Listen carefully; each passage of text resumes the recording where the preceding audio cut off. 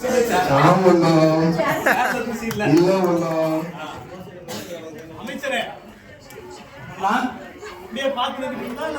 Idea இருக்கா?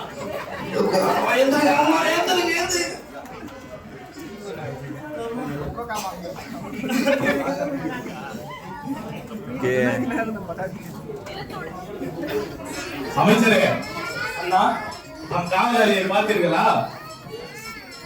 சேரில் தூசி இல்லையா, தூசியில் சேர் இருக்கிறதா? இந்த மாதிரி அறிவாளிகள் நம்ம அமைச்சரவையில் மட்டும்தான் இருப்பார்கள். அது போகட்டும், நம்ம அமைச்சரவையில் ஒரு பதவி காலியாக இருக்கிறது தெரியுமா உங்களுக்கு? அப்படியா மன்னா? என்ன அப்படியா? அது கூட தெரியாம என்ன அமைச்சர் நீங்க? சரி, அதெல்லாம் போகட்டும். இப்ப அமைச்சரவையில ஒரு அமைச்சரை தேர்ந்தெடுக்கணும். அதுக்கு என்ன பண்ணலாம்? நான் உங்ககிட்ட கேட்டா நீங்க எங்கிட்டே கேட்கிறீங்க. சரி மன்னா, இதனை ஆராய்ந்து பொறுமையாக யோசித்து ஆலோசனை கூறுகிறேன். ஆலோசனை செய்யறதுக்கே பல நாள் எடுத்துக்கிட்டா தேர்ந்தெடுக்கிறது எப்போ? அதுக்கும் நானே சொல்லி அழுறேன். காவலரே, ஆமண்ணா,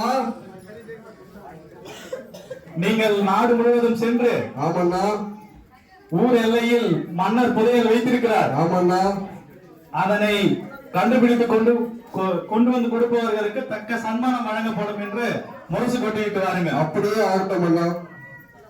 அண்ணா, இதன் மூலம் எப்படி கண்டுபிடிப்பீங்க? அது தெரிஞ்சா நீ மன்னர் ஆயிடுவ. நான் அப்புறம் சொல்றேன்.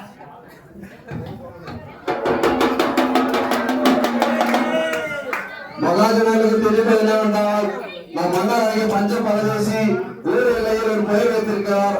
அதை தேடிக் கொள்வதற்கு தக்க சன்மானம் வழங்கப்படும். அக்கா வாங்க, ஊருக்கு ஏதோ புதையல் இருக்கான், முதல்ல நம்ம அதை போய் தேடுவோம். அக்கா வாங்க அக்கா, எங்க இருக்கு முதல்ல தேடுவோம்.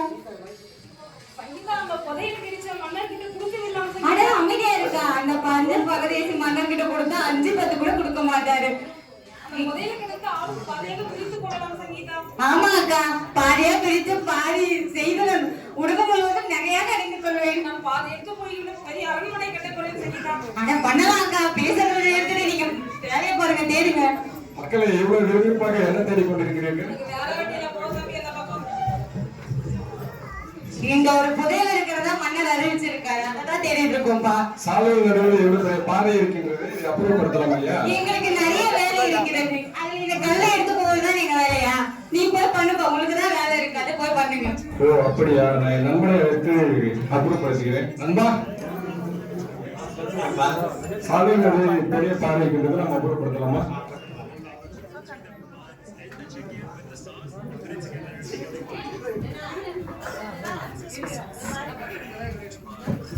மன்னர் கிடைத்த புதையல் இதுதானோ?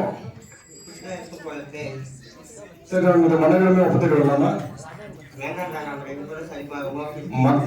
மக்கள் சொத்து மக்களிடமே சென்றடைய வேண்டும். எனவே மன்னரிடமே கொடுத்து விடலாம்.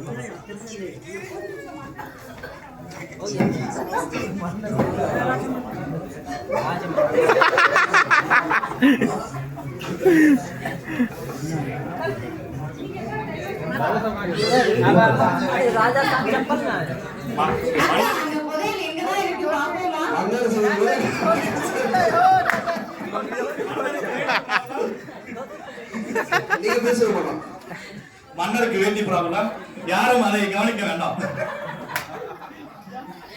மன்னர் வாருங்கள் வாருங்கள், இது நீங்கள் அறிந்த புதையல் என்று பாருங்கள். அமைச்சரே, மன்னா இது அதுதானா? பாருங்கள் அண்ணா, இது போலி போல் தெரிகிறதே. சந்தேகம். சரி, அதுக்கு என்ன பண்ணலாம்? அண்ணா, இது நம்ம அரசவையில் கொடுத்து நம்ம அரசியல் கொடுத்து பரிசோதனைக்கு பிறகு கொடுவோம். சரி, ஏதோ பண்ணு, நீ கொஞ்ச நேரம் வெயிட் பண்ணலாம். இவர் ஏதாவது ஒரு நம்ம மக்களை வைத்து சட்டம் தீட்டினால் இவர் ஒன்று கூறுகிறாரே. மெதுவாடா, இது வச்சு விசாரணை பாருங்கண்ணா. மெதுவா मतलब ஸ்லோ பாத்தீங்களா? நோட்டீஸ் பண்ணீங்களா? நீங்க நான் தான் கரெக்டா சொல்றேன், எல்லாத்தையும் நோட் பண்ணி விட்டுட்டேன். உனக்கு 500 ரூபாய். அண்ணா, என்ன இது போலி இல்லை, கரமாகத்தான் இருக்கிறது. அது எனக்கு எப்பவோ தெரியும். காவலாளி, ஐயா, நீங்க மறந்துட்டு பாருங்க. 500 ரூபாய் கேன்சல். சொல்லுங்க மன்னா. அந்த புதையல் எடுத்து வந்த நபர் வெளியே இருக்கிறார், அவரை அழைத்து வாருங்க. ஓகே மன்னா, வாருங்கள். மன்னர் அழைக்கிறார் உங்களை. கூறுங்கள் மன்னா. இது எங்கு, எவ்வாறு, எப்படி எடுத்தீர்கள்? சாலையோரம் ஒரு வேலையாக நடந்து கொண்டிருந்தேன் மன்னா. அப்பொழுது சாலையின் நடுவே பாறை இருந்தது. அப்புறப்படுத்தலாமே அப்புறப்படுத்தினேன். அதன் கீழ் இருந்தது மன்னா. எல்லாரும் புதையல் தேடிக்கொண்டிருக்கும் பொழுது நீங்கள் மட்டும் சாலையில் இருந்த பாறையை எடுக்க காரணம்? மக்களுக்கு இடையூறாக இருக்கேன் என்று அப்புறப்படுத்தினேன் மன்னா. அருமை அருமை. ஒரு 2 நிமிடங்கள் இருங்கள். சரி மன்னா. அமைச்சரே, அண்ணா, இவரை பார்த்தால் எப்படி தெரிகிறது? பிழைக்க தெரியாதும் போல் தெரிகிறது. என்னது? இல்ல இல்ல, நல்ல மனிதன் என்று கூறினேன். அதுதான் சரி.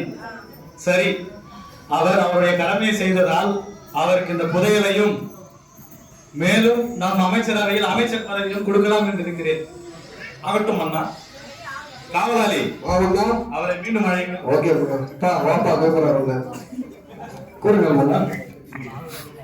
நீ உன் கடமையை கரெக்டா செஞ்சப்பா. ஆமாம். அதனால இந்த புதையல் உனக்கு தான். அது மட்டும் இல்லாம நாளையில இருந்து என்னுடைய அமைச்சரவையில நீயும் ஒரு அமைச்சரா இருப்ப. மக்களுக்கு சேர வேண்டிய பொருள் மக்களுக்கே சேர வேண்டும் என்று ஆசைப்படுகிறேன் மன்னா. அதனால எனக்கு வேண்டாம் மன்னா. இது புதையல் வேணாமா? ஆமாம். இந்த மாதிரி நடிக்கிறவன் நான் 1000 பேரை பார்த்துட்டேன். அதை எடுத்துட்டு போ. நன்றி மன்னா. அக்கா அங்க பாத்தியா, அந்த பரதேசி மண்ணை அந்த புதையலை கொடுத்து அனுப்பிச்சுட்டான். நாக்கு மணியன் அவன் நல்லா இருப்பானா, அவன் ஆசனமா.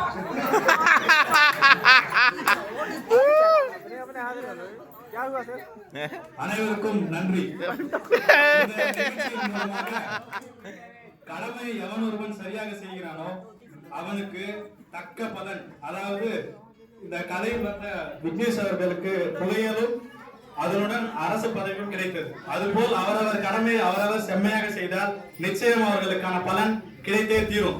நன்றி, வணக்கம்.